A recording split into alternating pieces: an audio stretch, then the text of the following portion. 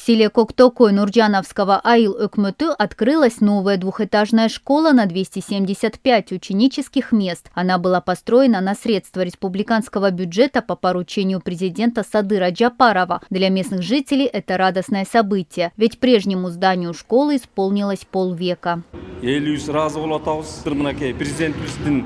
Наши жители очень рады и благодарны. Эта школа вошла в список 100 школ, которые по поручению президента были построены. На строительство ушло 99 миллионов сомов. Дети тоже радуются новому зданию.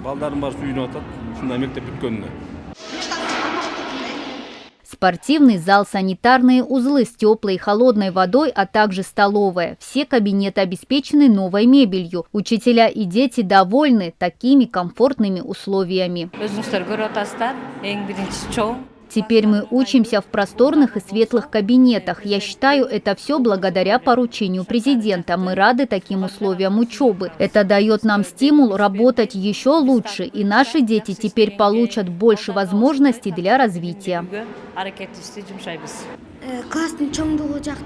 Мне нравится, что теперь у нас большие кабинеты, в них тепло и светло. Можно ходить без верхней одежды, и парты удобные.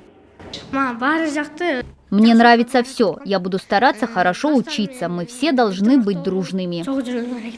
Новое двухэтажное здание школы сдали в эксплуатацию и в селе Кыргызстан. Учебное заведение рассчитано на 375 ученических мест. О новой школе местные жители просили власти еще 9 лет назад. Я не могу нарадоваться. Нам построили отличную школу. Мне даже хочется плакать от радости, что строительство завершилось.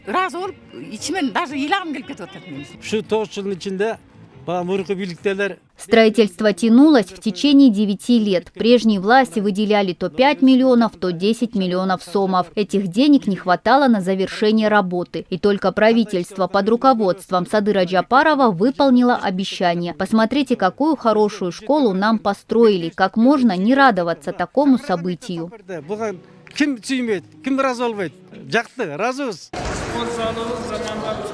На прошедшей неделе школу торжественно сдали в эксплуатацию. Здесь уже начались занятия. Для учебного процесса имеется все необходимое. Теперь учителя могут использовать и интерактивные доски. Все довольны и тем, что в кабинетах тепло.